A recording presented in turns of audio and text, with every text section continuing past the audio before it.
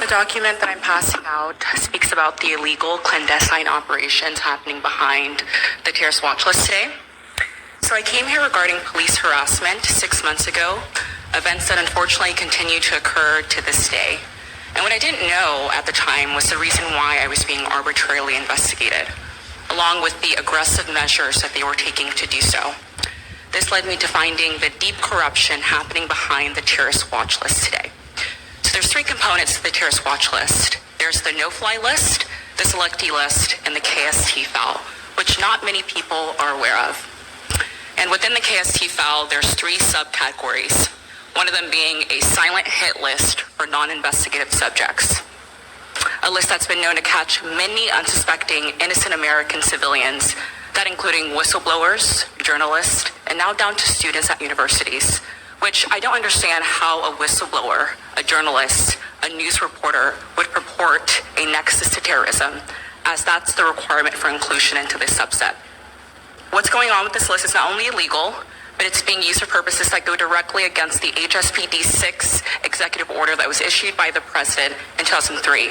That stated that this executive order shall be implemented in a manner that is consistent with the provisions of the Constitution and applicable laws.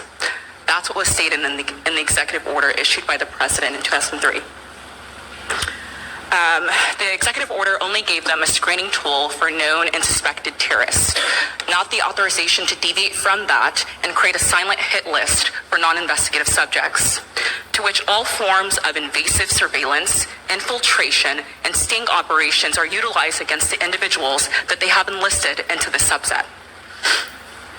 And it's often through a method called gang stalking, and I know there's a lot of misconceptions around that, but it's very similar to the operations that were utilized within the SOTC secret police. And I do have documents. Did they pass out the whistle? Yeah. So I passed out documents from the former head of FBI that whistleblowed about the realities of that illegal clandestine operation that's being implemented against the individuals that they have enlisted into the subset. And one might argue, though, by the use of these procedures, that instead of preventing terrorism, they're actually eliciting it, subjecting these individuals to all forms of abusive surveillance, harassment campaigns, that along with unlawful imprisonment, often inducing these individuals who they have enlisted to actually committing crimes instead of preventing them. And that is the reality now for the 400,000 people that the FBI has on the watch list today, as most of them are listed as non-investigative subjects.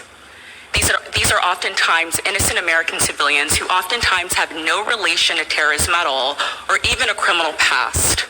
As that was revealed in the most recent DOJ audit report, that found that 99.71% of the individuals that they have on the watch list today have no relation to terrorism at all, with only 0.29% of its records actually belonging to known and suspected terrorists. And that's for the 400,000 people that they have on the watch list today. Thank you. Thank you, ma'am. Any questions? No question. We're in good shape. Okay, all right. I did pass out the documents from the former head of FBI that whistleblowed and talked about the realities of that clandestine operation. That's illegal. Thank you. Be safe. All right, thank you.